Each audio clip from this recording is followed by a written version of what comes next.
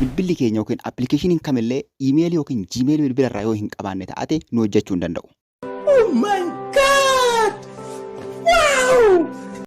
Kan barbaade haa ta'u sooshaal miidiyaan kamillee iimeelii yookiin jiimeelii bilbila keessaa hin qabnu taanaan nu hojjechuu hin danda'u. Nageenyi koo kabajaa lafa jirtan isiniif haa ta'u. Jaalatamuu kabajamoo maatii YouTube channel Furtuu App. Arras viidiyoo kana isinii qabadhee dhufee viidiyoo kana gadhumaatti hordofuudhaan akkasumas walii keessanii sheerii godhaa obboloonni haaraan subscribe gochuudhaan chaanaalii kanatti dabalamaa maaliif hedduu isin fayyada barumsa teknooloojii wal qabatu akkasumas wantoota bilbila keessanii wal qabatuu fi sooshaal miidiyaa keessanii wal qabatu barnoota barbaadan asirraa ni argattu gara duubaa deebi'aatii viidiyoo asirratti maxxanfamee jiru hedduu isaa ilaalaa hedduu isin fayyada waan ta'eef har'a immoo iimeelii yookiin jiimeelii bilbila keenyarraa akkamitti kontirool akka nuti goonu paaswaardi isaa akkamiin akka jijjiiru maqaa isaa akkamiin akka jijjiiru akkasumas yoo atame akkamiin bilbila namaa keessaa akka baafannu bilbila keenya keessa kan jiru immoo kan nama biraa akkamiin rimuuf akka goonu diiteelii wajjin laalla. Kallattumaan gara viidiyootti waliin dabarru. Kallattiidhumaanii gara appilikeeshinii iimeelii yookiin immoo jiimeelii kanaa seennee wajjin laallaa akkuma argitan kun appilikeeshinii isa kanaadha. Irra kilikii gooneeti gara keessaa seenna. Appilikeeshinichi kan argaa jirtan kanaadha. Irra kilikii goonee gara keessaa seennu fuula garaagaraa qaba. Jalqaba irratti kan isinitti agarsiisu akkamitti iimeelii nama biraa bilbila keenya keessaa rimuufii goona. Rimuufii gochuudhaaf akka kanatti qubee keenya keessaa tokko fudhatee kunoo bakka kana jira jechuudha. F jedhee jira.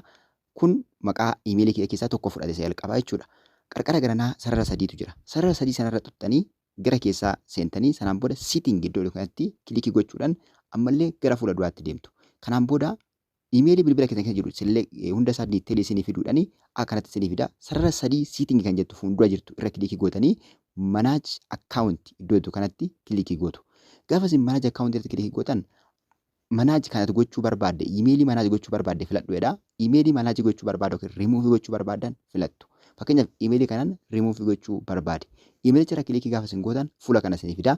Rimuuf akkaawunti jedhee jira jechuudha. Iddoo rimuuf akkaawunti kanatti kilikii gochuudhaan inni asirratti kilikii gootan jala isaa kana dhufee rimuuf akkaawunti jedhee halluu diimaadhaan isinii barreessa. Isarratti kilikii goonan kompiiliitilii iimeeliin sun bilbila keessan keessaa rimuufii ta'a jechuudha. Kanaaf isa kanaan inni jalqaba. Inni lammaffaan paaswaardii iimeelii keenyaa akkamitti jijjiirra? Paaswaardii iimeelii keessan jijjiiruudhaaf bakka mallattoo yookiin maqaa keessanii sanarraa fakkiin kun jirturra kilikii gootanii gaaf jettan akkaataa isinii fida. Iimeelii sana jalatti manaajur Google akkaawunti kan jedhu barreeffama kana isinii fida. Manaajur Google akkaawunti kan jedhutti kilikii gootanii gara keessaa seentu. Gara keessaa akkuma seentaniin wantoota kan adda addaa isinii tarreessa. Fuula kana isinii fidee maqaa iimeelii keessanii isinii baasee wantoota garaagaraa isinii tarreessa. Isin dalga harkifattanii yookiin as harkistanii bakka sakuriiti jettu kanatti kilikii gootu.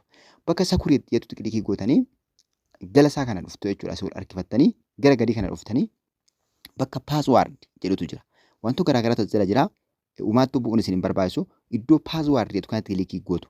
Bakka paaswaarditti kilikii gootu kan abbaa barbaade haa ta'u yookiin paaswaardii isaas yoo wallaaltan asuma dhuftanii paaswaarditti kilikii gootanii gara fuula duraatti deemtu.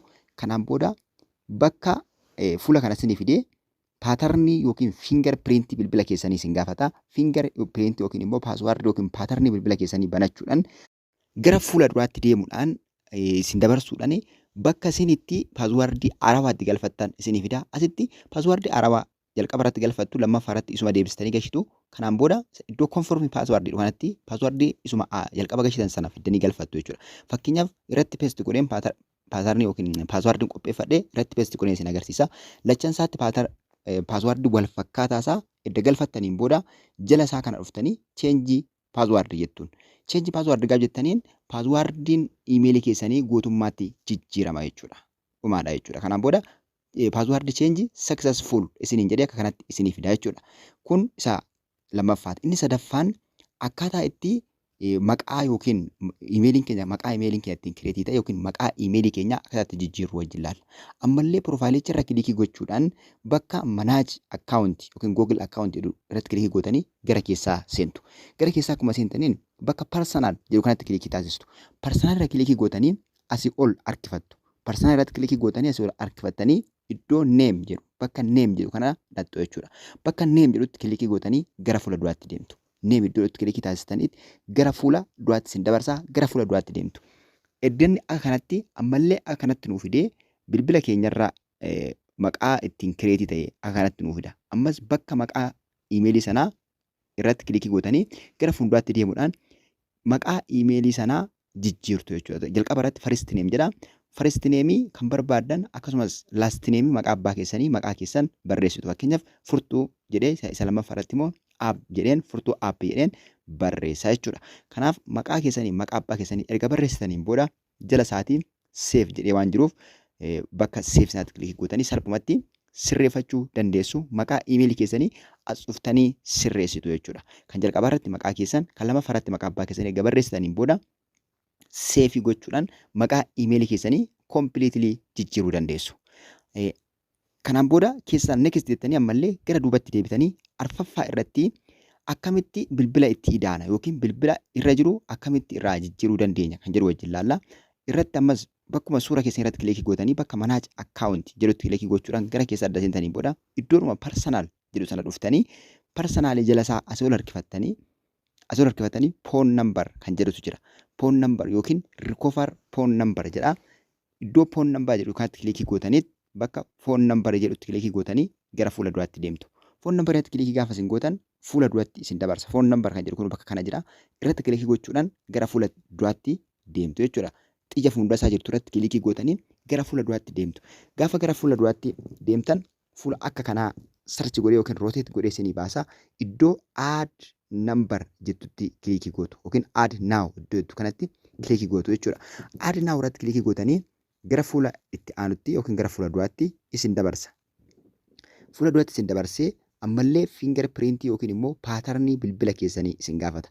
Paatarnii yookiin finger print bilbila keessaniiti kan isin gaafatu. Sanaan booda iddatti galchitaniin booda add new kan jedhutti kilikii gochuudhaan lakkoofsa bilbila keessanii bakka kanatti isinii fidaa. Biyya isin keessa jirtan dictate godhee ofumaa googiliin isinii ka'a. Lakkoofsa keessan asitti galchuudhaan save yookiin next kan jedhu tuquudhaan koodii isinii ergaa gara fuulduraatti asitti next gootanii itti fayyadamuu dandeessu. Inni shanaffaan akkamitti suuraa yookiin footoo iimeelii keenya irra kaawwachuu dandeenya. Footoo yookiin suuraa iimeelii keenya irra kaawwachuudhaaf fakkeenyaaf qubee faadhaan jira as. Qubee faan kan jiru kana suura kaawwachuu dandeenya bakka kana. Suura bakka kana kaawwachuudhaaf suura keenya irratti yookiin footoo keenya irra kilikii goonee iddoo lafa kana dhufneen booda personaalii iddoo kana jala isaatti asii ol harkifannee bakka mallattoon kaameraa jirtu kanatti kilikii goona. Bakka mallattoon kaameraa jirtu kanatti kilikii goonee rotate godhee kanatti nuuf fidaa add profile picture kan jedhutu jira. Jala isaa iddoo add profile picture jedhu kanatti kilikii gochuudhaan iddoo seentaniin booda iddoo keessa seenseen booda device iddoo jettu kanatti kilikii gochuudhaan gara fuula kanaatti isin dabarsa. Dhuftanii iddoo browser take photo jedhu browser or take photo bakka jedhu kanatti kilikii gootu. Kanaan booda filannoo kana isinii fida. Photo and video kan jedhu kanatti kilikii gochuudhaan ammallee footoo bilbila keessan keessaa qabdan kan barbaadan filattanii iddoo select gootaniin booda danii jettuun akkanatti xiqqoo rotate godhee suura keessan akkanatti isinii fida. Kanaan booda quba keessaniin qabdanii akka barbaadanitti sirreessuudhaan yookiin immoo iddoo sirreessitaniin booda jala isaatii next kan jedhutti kilikii gootanii gara fuula itti aanutti dabartu jechuudha.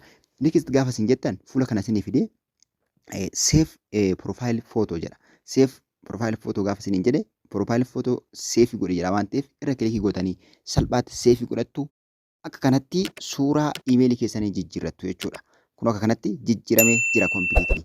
Inni jaaffaratti isiniif qooduu barbaadu kun inni poonesinii akkamitti kan nama biraa bilbila nama biraa keessaa yoo akii ta'e yookiin namni biraa yoo itti fayyadamaa jiraate akkamitti bilbila keessa fayyadamtanii loogaawut akka gootanan isinitti agarsiisa. Bakka sakuriitti jedhutti kilikii gootanii asii wal harkifattanii iimeelii bilbilli keessan of keessaa yookiin immoo bilbila iimeelii keessan of keessaa qabu diiteelii isaa ilaaltu jechuudha. Bakka manaaje divaayis jedhu kana jala isaa kan dhuftanii bakka manaaje divaayis jedhutti kilikii gootanii gara fuula duraatti gaafa isin dabarse liist isinii godha.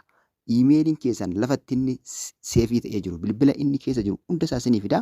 Kan keessan hin taane kamillee bakka sign out jedhu kanatti kilikii gochuu qofaan keessaa baafachuu dandeessu jechuudha. Kanaaf akka kanatti itti fayyadamaa viidiyoo kana laayikii gochuun hin dagatinaa. Walii keessaniif sheerii godhaa. Yeroo biraa viidiyoo biraan isin qabadhee dhufaa. Nagaan naa tura. Yaada fi gaaffii keessan komentii irratti barreessaa. Nagaatti.